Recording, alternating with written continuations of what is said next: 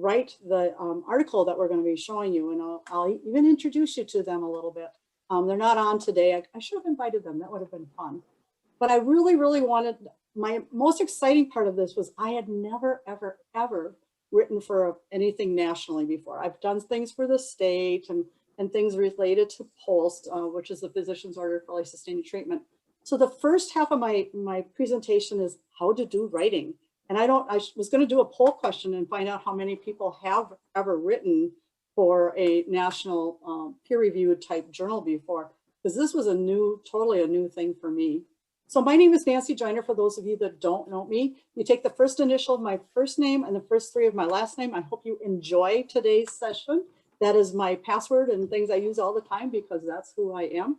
My main name was Little, and we wanted to hyphenate our names. I said, no, we're not going to have lots of little Joyners. So that didn't work out. So I stayed with the Joyner. I have a pre-med degree actually from Bemidji State, and then I have my undergraduate and my master's from UND. So I'm definitely an alum and love it here. The other titles, so I'm advanced practice. I do have prescriptive practice. And the last one, a lot of people don't know, is ACHPN, not to be confused with CHPNs, but it's an advanced certified hospice and palliative nurse. And that is my certification. And I know that we're doing certifications now through UND and through CNPD. So I'm very excited about that. My actual title is I'm a palliative care clinical nurse specialist. I've been doing this now for since 2005 is when I finally finished with the actual coursework and get the certification, etc. So my hope today is that you get an idea of how to write for a peer review if you haven't done it. And I'd really love some input at the end on what worked, what didn't work, if you have other ideas, because I really do think this is an important topic for us to know about. So my objectives, I have three of them I'm hoping that you do, is to really understand what the process is and then the contents of what's in that manuscript when we do it. Now, many people think when you're writing for a journal that it has to be a total research-based component. And I was very surprised, because I'm not very research-based, that I could do it from this perspective. And then for sure, I do want to introduce you a little bit about POLST and what it is and how it really has impacted this year for 2020 with COVID and COVID-19 here. Why do we write for it? You know, there's so many different aspects of why it's such an important thing. And it's truly showing our professionalism and the whole idea that we're going to leave a legacy for people that are going to be there, that we are going to get that feedback and we're going to be able to utilize that things, but it's part of our professionalism that they truly, truly encourage people to write. I hadn't, like I said, I had done little things before, but I had never done to this degree. And it did take a long time. I know some people are very expert and can do things much quicker, but we did a 5-year process. This journal article we started 5 years ago when it came out in the end of last year, but it officially was January of this year. But you incorporate then what those reviewer comments say, and it makes it even more rich. Was the biggest thing that I found was we already had ideas from the three of us that wrote as the journal. We had actually reached out to people from a national level to make sure that everything was identified correctly, and we did utilize appropriate resources, etc. But just to have those conversations with colleagues and mentors, it really enriched my passion for this topic and to go forward. So the peer-reviewed journal, using that itself, it becomes that critical tool to ensure that it's really quality and integrity of what it is that when you're looking from a research of the literature and what's out there already. So even though we didn't do it as a research project, we did do a lot of very evidence-based literature review. And the fact that I use the online journal for issues in nursing, it's all online. They wanted, which was so different, the ones where you can actually just, you know, tap it and hyperlink to all the other different articles, et cetera, that were there. But it's truly a process where we as scholars, because we are in the academic world, use our expert knowledge for a topic. So you have to find that when we're looking for that. And to look at the other articles for, you know, the accuracy and the rigor, and are we in the same agreement? Are we keeping it as straightforward as possible and making sure that it makes sense to other people as well? So it helps to really build and add to the current literature that's already out there. how to choose that journal article. You know, we want something that's professional. And I know that there are other people that are non-nursing on today, but find something that's really, really specific to you. At first, I thought I'd be writing to my own colleagues, my cohorts, but because they have knowledge in this area, it was recommended to find something a little bit more broad.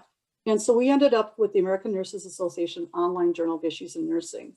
And it became a cornerstone as far as in collaboration with that. And we were able to share more experiences with that. We have not, it's very interesting, we've not had a lot of letters to the editor or feedback as it's been out there, but we know that it's been utilized a lot. And other places have reached out saying, would you be interested in sharing it, you know, internationally too? And I'm very happy just to stick with where I am and doing it this way. But that it was digital only publication. It's every single month, which was very interesting. And they truly invite people to submit articles, and they have a whole list of different things that can be topics that are related. So it really became a dynamic dialogue from the very get-go when we first reached out to them, and then became emails and correspondence, and very comfortable, professional but comfortable, which was a very nice thing too. So it really helped to help with the shared knowledge base from where we are, and looks at things for policy implications and where we can move forward in that respect as well. So when we start with it, and I actually wanted to highlight and see if I can get it open, the topics that they have are just amazing. They're up to 72 topics. So you find one, you know, with what area are you looking at? And so it was very interesting, like, where do we fit this in? Or are there a couple areas that we fit? You know, is it ethics? Is it going back to school? Is it healthcare reform? All of these. So there are numerous topics that are out there. It was very, very helpful for us to get an idea of where the flavor is and what things were of interest out there. So that from there, you look at all of them, you look at the ones that are, you know, assigned already there. So then you go back to truly getting that narrowing of it by exploration. So by looking just, you know, doing some searches out there, are there other articles that have been published that show this from CINAHL and other ones that are there? And then you get it down to top of, you know, with that. So you work with your cohorts, and you want to make sure it's a topical that you're familiar with. It's the number 7. I'm hearing somebody right now. If you would please mute yourself, I appreciate it. But, you know, are you an expert? Well, I never really considered myself an expert, you know, but I'm passionate about what I am. And I really was into change, that this specifically, who would have known over the past 5 years, the impact that it would have towards the year of our pandemic with COVID. So very, very interesting. And working with cohorts, I knew that wasn't something I was going to pull off on my own, that I really, really wanted to do that. So the first step, you know, when you're doing the manuscript is to really look at an introduction, you know, what your outline is, what are the topics. And we went back and forth. When we did our abstract and everything, we kept changing it all the way through. We looked at, do we want to do a case study? We kept reinventing our outline as we went through there. We looked at other work that was out there. And was it related, and how did we want to approach it from a different perspective? Defining keywords, they wanted 10 to 20 keywords, which was just like, oh my goodness. And then how we have a case that builds to it to really appetite somebody. The more you tell a story, the more it appetites. And I love the idea of a sandwich, building it together with, you know, how we put it all in perspective. And then what is our overall impression? And again, we want to stay neutral, not have much bias coming into it, but our perception is definitely going to make an impact of where it is. So is there areas specific for improvement? And I really truly thought that POLST was going to be one that was out there and needed, that was there. So when you put it together, you know, because it's exclusive for the journal, they're going to tell you all the things that need to be in it. You know, it has to be original. It can't been published before it becomes their property there, and it's not under consideration for elsewhere. So we then honed in there. We did not reach out to any other journals, et cetera, with that, because they did show interest. And that's still, even with the interest and even the peer review, still doesn't mean if it's going to ever get published or not. Then the title page. Oh my gosh, we went back and forth on what our title was going to be. and what would have the biggest impact for people, both people that had knowledge of this topic and then some that were novice and were from there. And with that tile, you know, that when we do that, we did not include our names the first time we put our transcript into them, the manuscript, so that they would know, not know who we were, which was a very interesting thing. I had never known you did it in separate places that would do that. The author with whom we want to correspond, I became the first author. And so I was the one, but everything went, I included CC with my two cohorts the entire time. But our affiliation and email address. At the time, I was not, I'm involved voluntarily with the POLST, but there was no monetary component or anything for doing this. So they wanted a little bit about our background. And I'll show you at the end what we came up with that. So it's supposed to be one paragraph. They tell you how many words they want. They want to know your background, educational, your certification. Then what are your experiences with this? You know, and what's your current position that you have prepared to get you to this point of time? And so it's very important. And I really like this quote, you know, past is experience, present is experiment, future is expectation. Use your experience in your experiments to achieve your expectations. I really, really did like that quote. So that's why I put that one on here. When we're looking at the abstract, you know, they said concise, 100 to 150 words, and very, very specific. We had feedback on that with how we're going to do that, so that it identifies what is it that we wanted to do. And I'll be showing you the different components of the article that I did, or we did, and describe the general content of the article. Again, 10 to 20 keywords and phrases that were there. I think we ended up with 10 exactly for ours, because it's very specific. It's not as broad as many people are. So when you see those keywords, it might trigger some ideas. And that's the whole idea, that when people are doing cross-referencing, you can find it from a keyword. And you try to do them in the order of importance, which was another component that we had was, all right, we have a perspective on that, but how about the general lay person that's out there? And they did want it specifically to include that, not only just from a healthcare professional perspective. And we did design it for nursing, but it does go out to many other healthcare professionals. We've had many chaplains and social workers and other people involved and impact on the article itself. But because we were writing it specifically for the Online Journal of Issues in Nursing, the OJIN, that we did specifically use nursing throughout. When you're looking at the text, again, they say exactly how long it can be, typed, double-spaced. And one of the problems I had is I'm a Mac user, and it all had to be specifically done for the perspective from a PC. So there was a lot of correlating and going back and forth.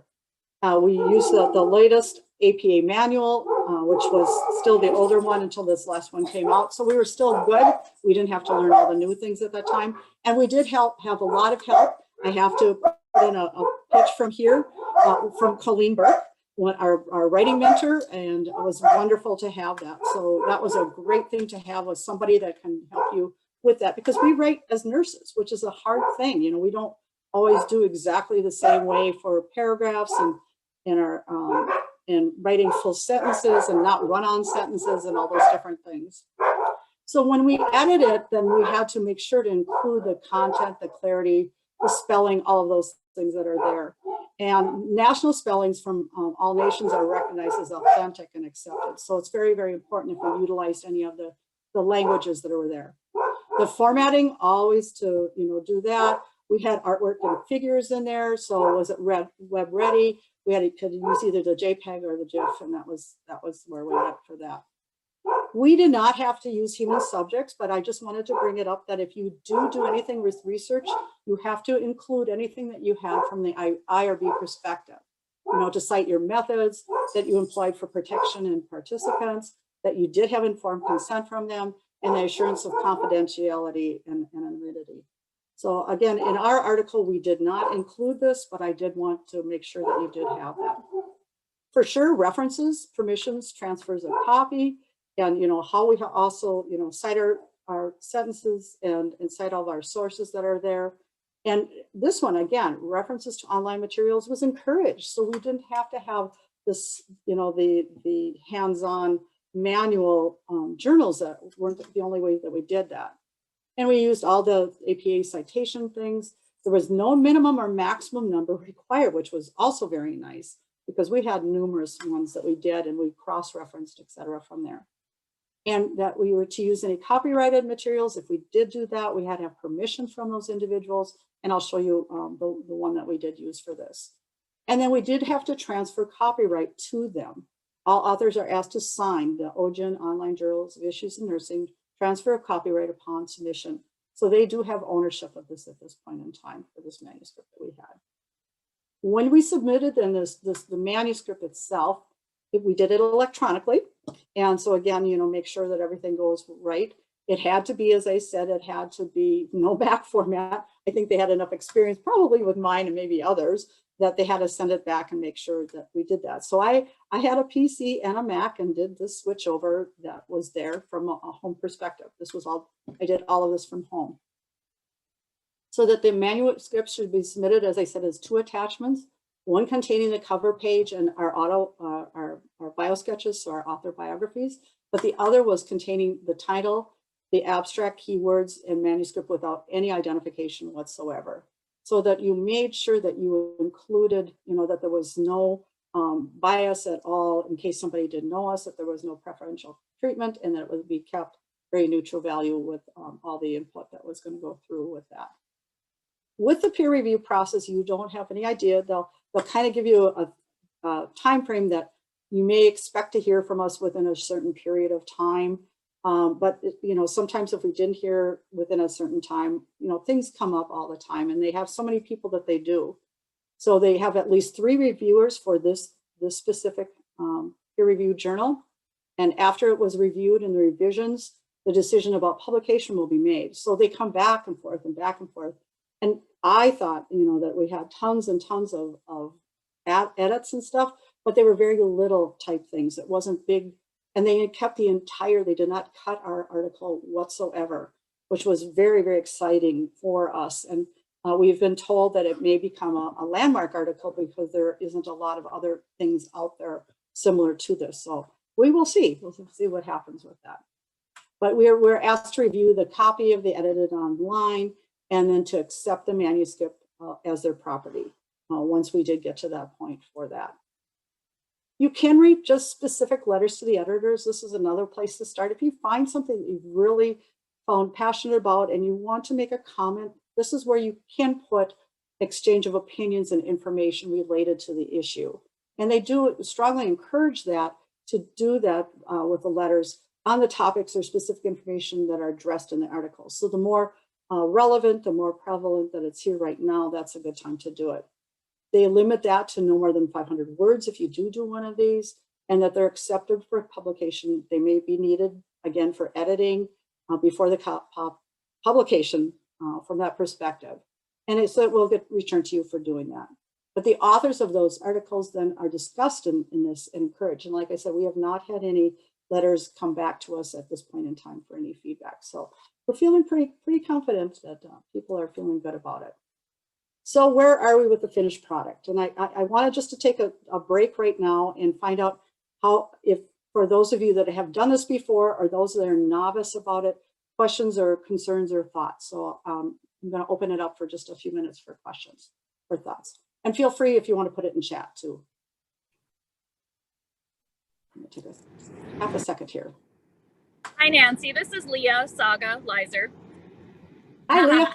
And I am just, I guess I totally novice, and I am just, how do you determine a topic, I guess? Like, how do you decide? I mean, is it more likely to just choose things that are current and relevant, or things that have always been your interest? What's your advice?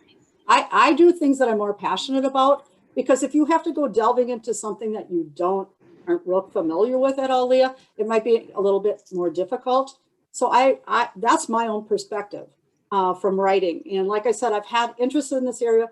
And then I like the idea of having cohorts to have other people write with me, because you're coming from a different angle, and yet we're still able to connect and do it that way. Are you thinking to write by yourself, or are you writing with well, I guess I like the idea of having at least a writing partner, because then you're giving it more than just your own perspective, I guess, is my thoughts. But again, I haven't done it at all, so I'm totally like ground level. I'm gonna open it up to other people with advice Sure. or thoughts. Other thoughts?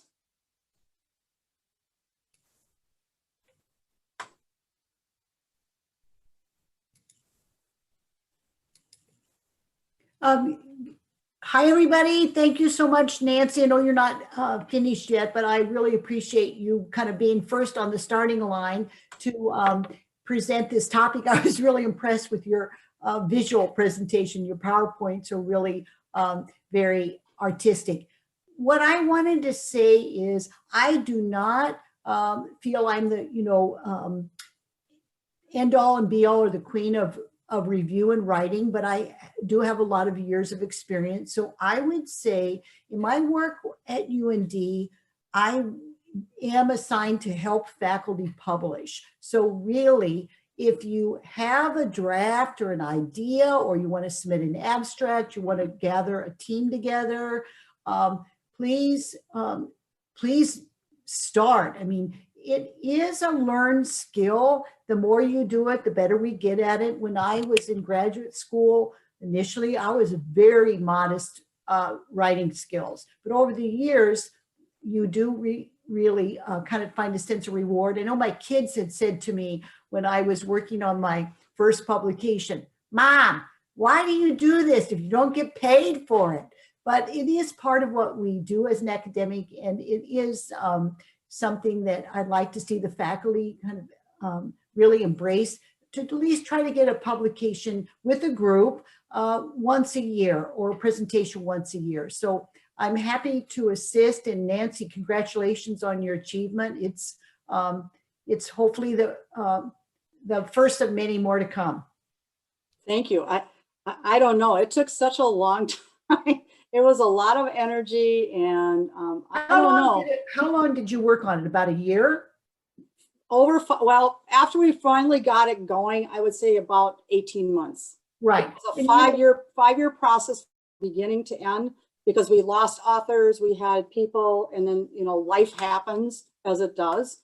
So once we really delved into it, I would say it was about an 18-month process for me. Sure. But it was brand new. I had never done anything like this before. Sure. And that's not all that unusual. And so maybe we, kind of think, oh, why even bother? But truly, it is part of our faculty outcomes that we measure for our accreditation process. And again, when you do it in a group, it can be a little bit more energizing and fun. Also, if you think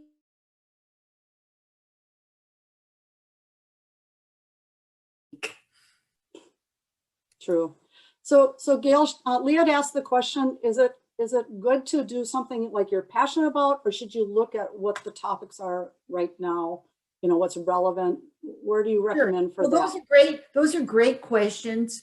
I think sometimes you need to have a little bit of a combination of both, if you can blend those. That first and foremost, Ernest Hemingway had it right. He said, write about what you know. And we do best when we write about what we know, whether it's something academic or something you've done in practice. But if you want to, write about, birds and how they're going to relate to COVID, it's really probably not going to, have a big interest in the nursing discipline. So try to blend what you know with what topics are high priorities now, or what you can, attain from the journal lists. But overall, you can't go wrong with writing about what you know and what's going to be of interest to your readers. Never forget that we don't want to bore the readers to death. You have to ask yourself, was this interesting to read? Particularly now with COVID, with rural health, with mental health issues, with diversity and inclusion. We have a lot of things that we work with at UND, and the graduate programs. It doesn't have to be graduate, but the clinical application, the DMP projects. We have a lot of things that are very important to share right now. And never in my life did I think how relevant this was going to be towards COVID too. And people have around the country. People through LinkedIn have found me. People just, if they look up POLST and my name, it comes up. I mean, it's just amazing how many people have reached out once this had come out with our finished project. So really appreciate that. So I was going to call on you, Gail. So I'm so glad. I was going to say, I know somebody that really could help us here. So I appreciate that a lot. Any other comments? I would suggest is consider being a reviewer. If you read other people's articles, you really begin to pick up quickly on what is a well-constructed article, what's of interest, that you don't put people to sleep. And I'm sure a few of mine have put people to sleep, but I got better at it over the years. So if you would like to be a reviewer, again, just contact me. And I work with the Canadian Journal, and we can have you review an article, which again is an important activity for your scholarship. And what kind of time commitment is that when you do it when you're a reviewer? Pardon me? What kind of time commitment is it if you're a reviewer? Great question. Well, hopefully it isn't too laborious. Usually you can, it's all electronic, it's all online. You read an article, you usually give some very positive comments, but also some review ideas, things that you feel need to be revised before it's accepted for publication. As you said, you had several go-arounds for minor revisions, and that is very common. It's very unlikely, although not impossible, unlikely that it would be accepted totally without any revisions. And those revisions always improve the outcome of the article, and usually people have a few revisions, but you would probably just spend an hour or two on the article. Thank you. Very Gail helpful. and Nancy too, this is Leah talking again, but so as far as the peer review process, is it multidisciplinary then? Like who's all involved and what disciplines are part of that? Nancy, why don't you tell us, do you know, well, do you? It depends on what journal you're writing for. So if you have a journal that's specifically for a discipline, those are the disciplines that are there. In our case, because we wanted other people, we had reached out, but because they have ownership for it, they stayed within the nursing process. And it is a great question. Keep in mind that the relationship between the writers and the reviewers is fairly separated, and for good reason. We want to accept the ideas of the reviewers. You can state in a response that you meant to include this as X and Y, and the reviewer's comments were not changed because of Z. But overall, for a journal that's strictly nursing, you might have primarily nursing reviewers only, but you'll never know exactly. But for interprofessional journals, you'll have, and you can look to see who's on the editorial board. It kind of gives you an idea. But many of the journals now will have interprofessional reviewers, even for a nursing journal. And I know specifically if you write with other colleagues of other disciplines, for sure they're going to be doing the multidiscipline, interdisciplinary review as well. Okay, This is Meredith. Can I just offer one thing? Absolutely. I'm just going to pipe in. So I'm a very new writer and I've been lucky to have some things published, but I want to speak to the perspective of the journal reviewer. And Gail has tagged me several times, but I have found that by becoming a journal reviewer, I have learned to write better. And I would encourage anybody, even, before you start publishing, if you have a journal that you really like, to reach out to see about how that process works. I find it absolutely fascinating to see what my colleagues are doing.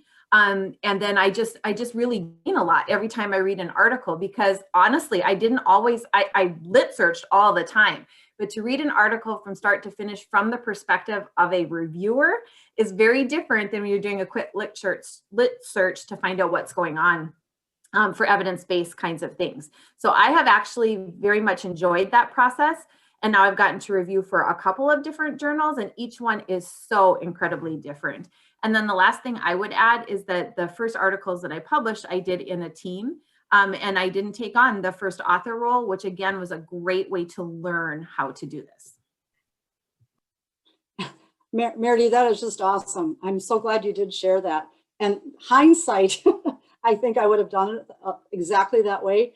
The thing was is that to get this article out, nobody wanted to be the lead author. So it ended up becoming me with that, even though everybody had equal share and everything with that too. So thank you so much for your insight about reviewing others. Oh, And yeah, sure. The lead author is hard, but it was also very helpful to sit down and decide ahead, right as you first get started, who's going to do what. And certainly the lead author has the nitty gritty details to be there. But sometimes I've had several different writing teams, and being assigned a specific area lets you take ownership of that area and then still work to get the feedback and tweak it. But I really liked, you know, so one of the most recent articles, I worked with somebody out of the Center for Rural Health and out of education.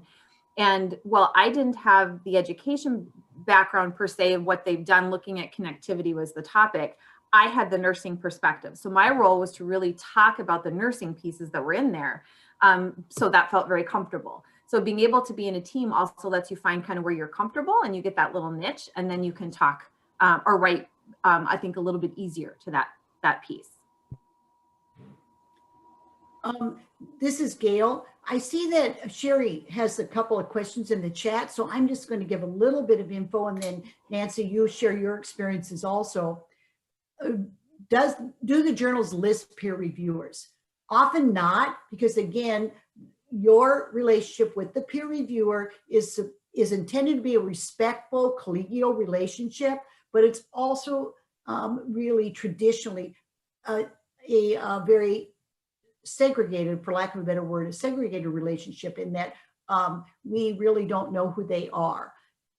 Occasionally, a lot of journals say, like the Advanced in Nursing Science, at the end of the year, they thank their reviewers and they give a list of people who have reviewed for the journal for that year to give you some acknowledgement, but you usually do not know who your peer reviewer is.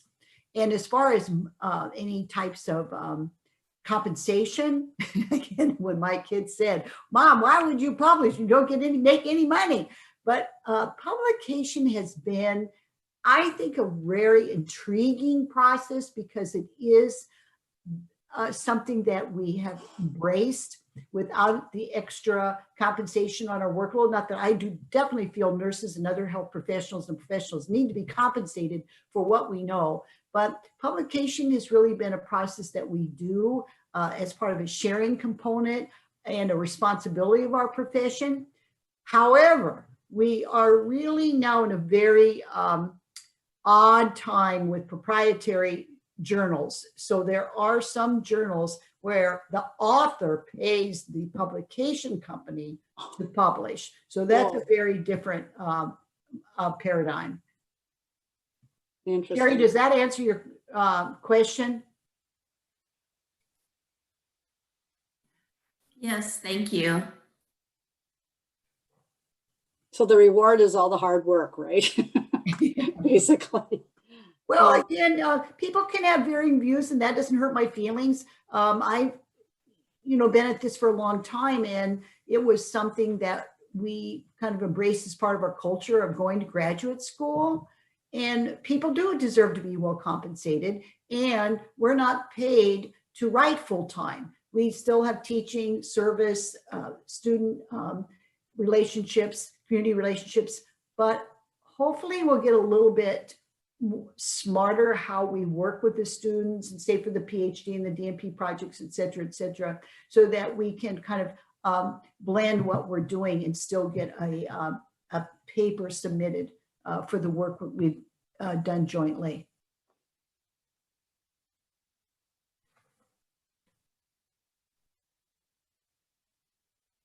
Yeah, could you address that one, Gail, about the journal taking ownership of the article? Oh, okay. Does the journal take ownership? Okay.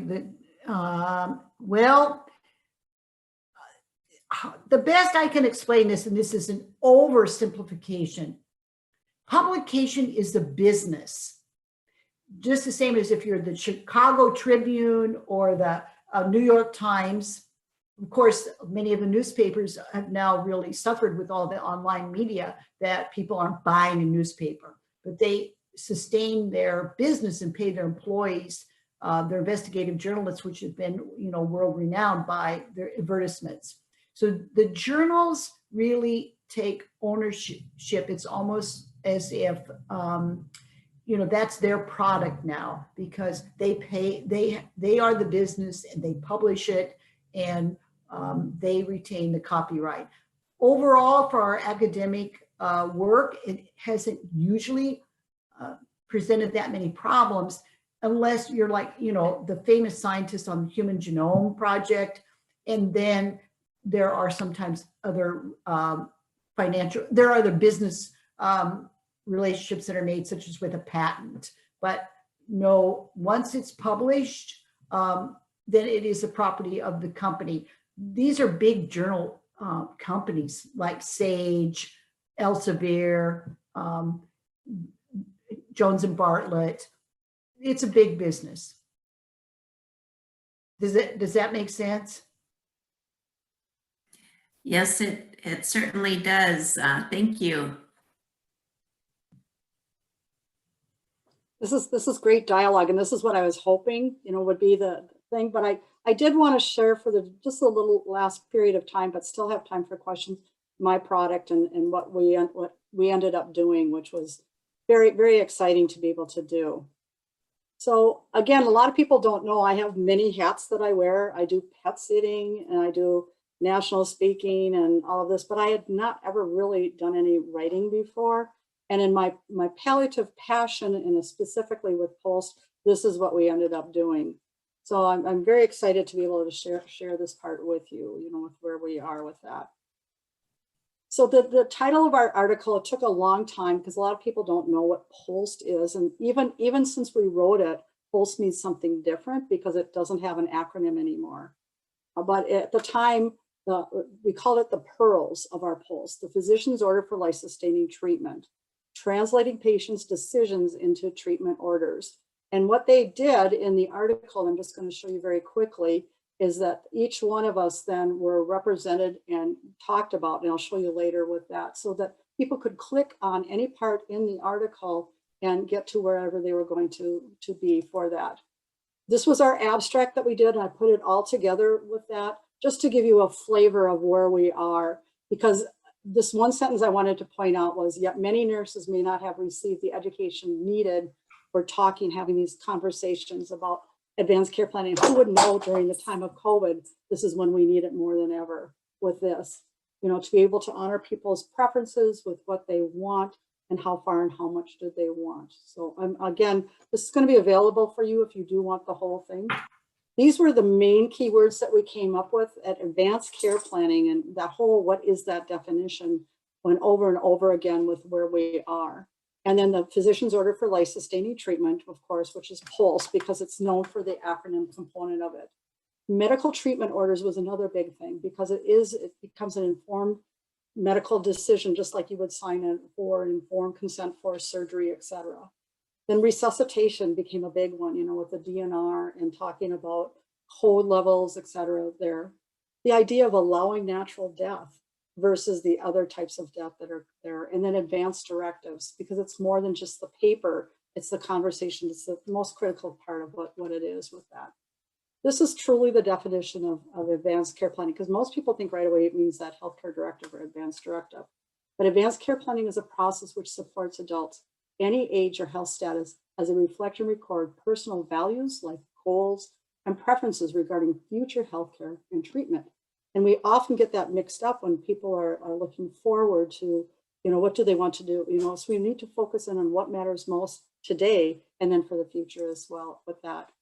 So advanced directive, I put up 5 wishes because this is a nationally recognized one that travels with people. They even have an app now for healthcare directive, but it usually is the first document of that process after the conversation has happened. So it's completed when you reach adulthood. I would have loved to seen it in high school. That's still one of my bucket list things, is to have it along with life skills when they're doing financial wills, talking about the what ifs for health. What if you were in a car accident tonight? Who would you want? What would you want, etc. So it should be based on the future situations, but as life changes, we have all kinds of things that need to go along with that as well. POLST, where does it fit in? And this was the one where we had to have permission from California Education on POLST, from the Coalition for Compassionate Care California. And one of the co-authors is one of the people that designed this, so it was pretty easy to receive this. But POLST fits in, you know, as a person becomes more seriously ill, which means that serious illness includes the not only the disease itself, but how does it impact that individual? So frailty, the idea of dementia, all those different things that go along with it. But that whole idea of along the left, that conversation goes along for wherever that person is. So complete the advanced directive once you're 18. The National Bar Association says they're 5 times by Ds every decade of our life. Every time we have experienced death personally or professionally, every time that we have a divorce or some major change in our life, every time that we have a new disease or diagnosis, but everybody waits until decline in status. And it always seems too early until it's too late. So it's a very, very important for us to have those conversations earlier. And then when it is time, would you be surprised in the next 1 to 2 years, you know, then you would be talking about those changes with where we are. So I have a slide about the change in medical status, because we change over time. We're different than when we were 10 and 20 years old to when we're 30 to 40. And now as I'm getting closer to the later part of my life, it's important to be looking at that. So with these new things, we have to have conversations about what matters most. And the geriatric through the Center for Rural Health program is doing the 4 M's right now on mentation, mobility, what matters, and it's the 4th one already, mentation, mobility, and medications, you know, that we really are looking at what that person is and what matters most to them. So the inception of this, you know, where did it come from? Back in the 90s from the Patient Self-Determination Act, and that was with Kevorkian was out, and there were cases like Karen Ann Cruzan and Karen Ann Quinlan and Nancy Cruzan, and more recently like Brittany Maynard. I don't know if any of you have heard about her, where people are making life choices and who does make it for them if they're not able to do that. But since then, medical ethicists were saying the healthcare directive needs more, because so much was designed for just the providers and healthcare professionals to make decisions. So advancing the POLST paradigm through the stewardship, education, advocacy, support for state efforts and national leadership. So it is a nationally recognized program that's there. So it's an approach that really improves care during serious illness, ensures that individuals receive the treatment that they desire. So when a healthcare professional considers, you know, either there's nothing more I can do for the disease, or that you wouldn't be surprised if things would change over the next period of time, that might be the appropriate time to be looking at a POLST. So it becomes a commonly missed opportunity after having these conversations to translate it into somebody's wishes. So many people think the healthcare directive, they can hand it to an EMS and that's what they become.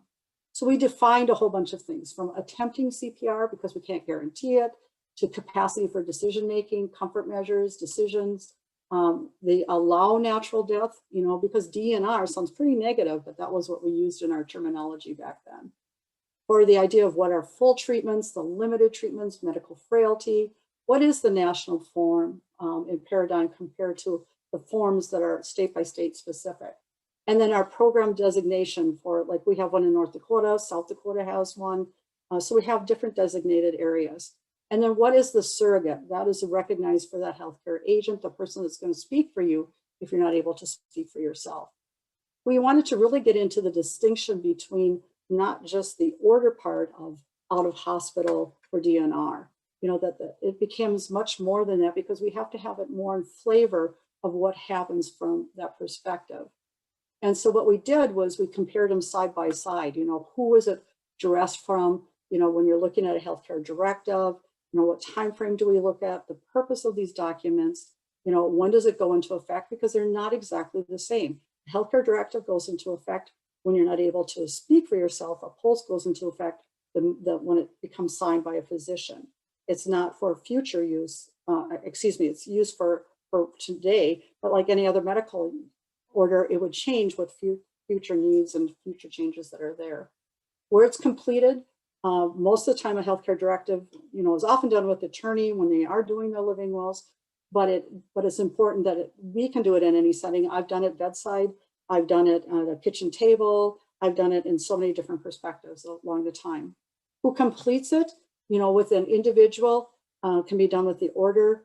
The resulting product, though, is that for a healthcare directive, it's when you can't speak for yourself, where the other one is a medical order based on preferences right here, right now. It's an actionable, voluntary, portable order that goes along with the person with that. The surrogate's role, a healthcare directive cannot be filled out by a surrogate. It is always from how they speak. And often in conversations when I've had people say, but I have one of these, just refer to that. We can refer to it, but if they can talk to me and they have capacity, we need to be talking about it with them. But if the person is intubated, that we do turn to the healthcare directive and to the healthcare agent for making decisions, then we would include them with that POLST, just like we would with any other medical order. Our individual wishes known, we definitely want them from one perspective. Sometimes the flavor gives it the idea, but not specifics when you do a healthcare directive. The portability I've already talked about, and then the EMS, like I said, it does not direct from a healthcare directive perspective. Periodic review and location, again, side by side with that. When we looked at that, we went back to the nurses' roles and responsibilities for taking care of people during this time, and that we have that idea that as nurses and other professions that we need to be able to have these conversations, identify what people's needs are, and with our skill and understanding that these conversations need to happen. So we need to facilitate compassionate, competent discussions with individuals that we don't always do.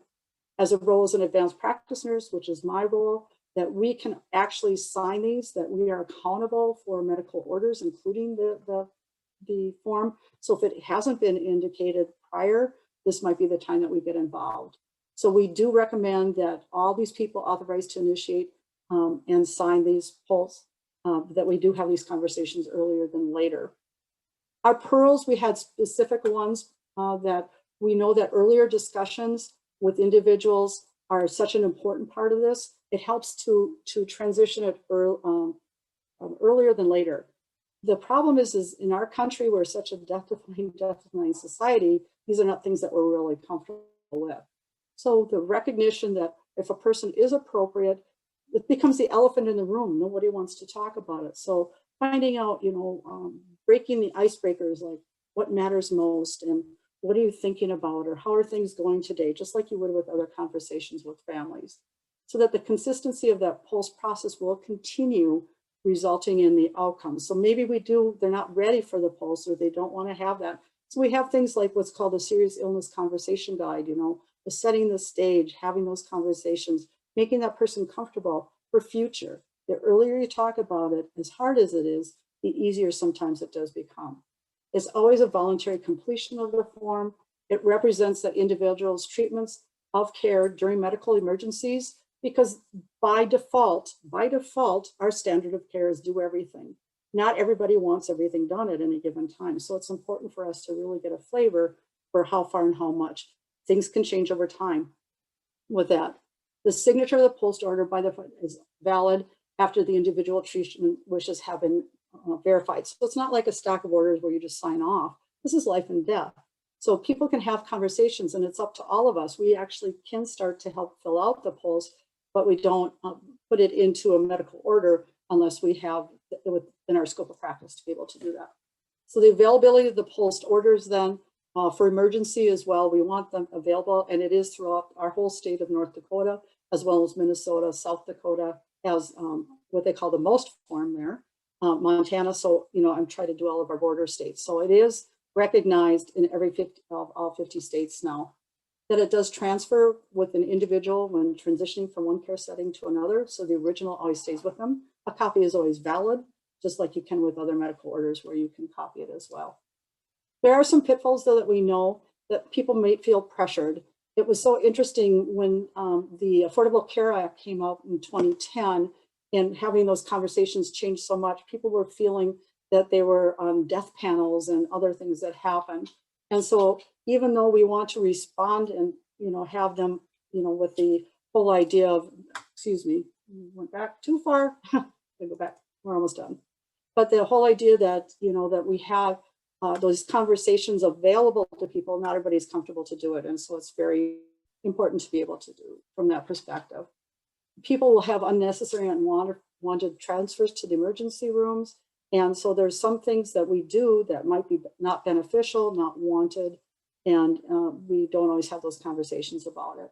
So that discussion doesn't always occur, which we're very, very sad about doing that.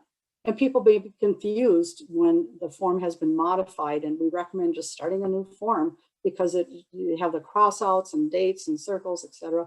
So much easier just to get a new form, which is available. We have a website that through Honoring Choices North Dakota that you can just print it and have it ready to go. And we're actually working on getting a fillable form, and with if you need a notary or a second witness, etc., for it, just like you would do with other medical orders. But it may not always accurately express the individual's treatment if the conversations were not comprehensive. It doesn't become a checkbox form. We want it to be as specific as it can be. So treatment may or may not be given other than that is desired. Even with having this order, people will sometimes overrule it and override it, saying, well, things have changed. This form hasn't been updated for a period of time. There are always reasonings and rationale for where it happens from that. And that POLST is not available or transported. If it's available, we hope that, you know, that it stays with that person at any given time. And that it doesn't always sufficiently get completed. We have blanks with it. By default, it says any section left on by default will be the full treatment of that area. And identifiers or signatures and dates are not accurate or absent. You know, people will do their little scribble. We ask for much more details with that, which can be located. I had a chaplain challenge me and say, well, I don't know but you can find my provider number. You can find everything you need about me on the web. That's there too. But we as nurses, again, with our article and our product that we did with the whole thing, is that we're essential role for this process with this, especially people that are frail or seriously ill. It's not just nearing the end of life, but throughout the whole perspective. And that we should be able to honor people's wishes by incorporating what we call the 3 C's. This is what we came up with, and it came from more from the California Compassion for Care, that the POLST is about caring, consistency, and comprehensive education, that we keep it going and let more people know. So I'm so glad that you were able to attend. I can give a little bit more information about it. So these were our actual perspectives for each of our bio sketches, which is there. I'm not going to read mine, but I really wanted to share my other 2 colleagues that were with us. Carol Palmer is had been in nursing or she still is practicing. She also had a degree with social work as well, but for 55 years, and she was involved with POLST when it was first coming out back in the 1990s. So it was so exciting to bring her about, you know, her richness with knowing all of this. She had been a hospice nurse when the POLST form was first initiated. So she learned more and more about it initially, and had done counseling at Oregon State.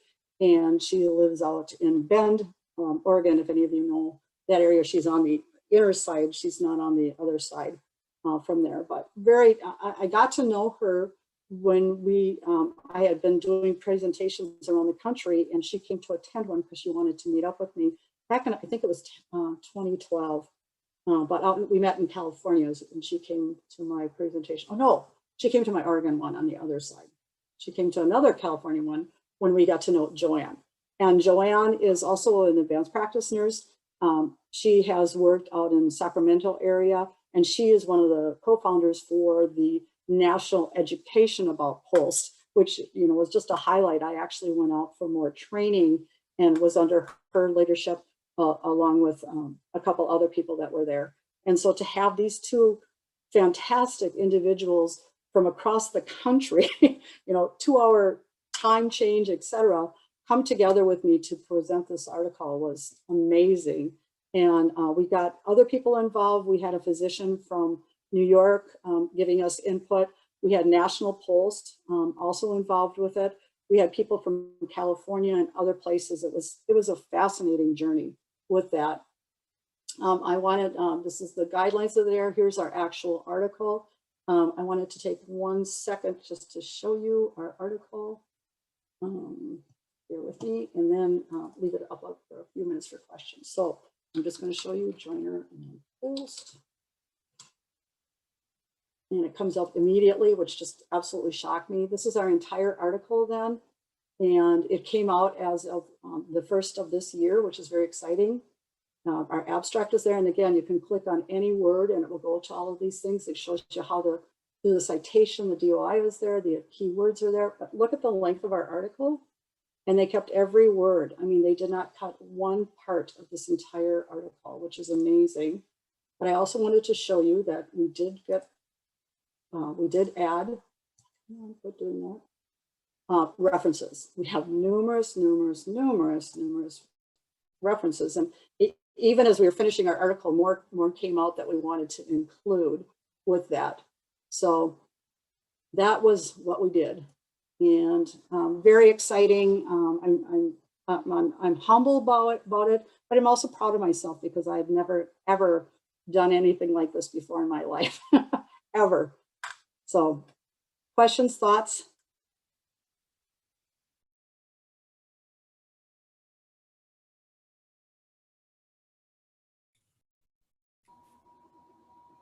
Well, this is wonderful, Nancy. I'm really glad you presented, and your topic is very interesting. And I mean, I got a lot out of it. I hope everybody else did. Yes, Yeah. thank you so much, Nancy. That was marvelous. And again, I give you credit for stepping up to the starting line to be the first brown bag for this year. So following this success, you've set the precedent. So any of you who have articles you'd like to work on, certainly feel free to contact me. And also consider volunteering for a brown bag in the future on any clinical or evidence-based topic that you would enjoy presenting to your peers. This is an important part of our community scholarship. And never, when we started this, never had I thought that I'd be back. I've been teaching some classes through UND at the time, but I did not think I'd be back in the whole mix of it, which is super, super exciting too. So I'm so humbled to have many hats that I can wear through UND. So, and again, planting the seeds for many more of you just to know about this topic. So thank you so much for having me. Thanks, Nancy. And we are at 12:59. Does anybody have any last minute comments or questions? You're getting lots of accolades in the chat room. All right, well, we will adjourn then. Thank you, everybody, for coming. Thanks for having me. And it's not hard to do this. Everybody should do it. at least the brown bag part. It's fun. Jerry, do you want to remind people about the brown bag on Wednesday? Wednesday at noon. It is a tribal product that the TTCs are putting out. It's very interesting, very nice product.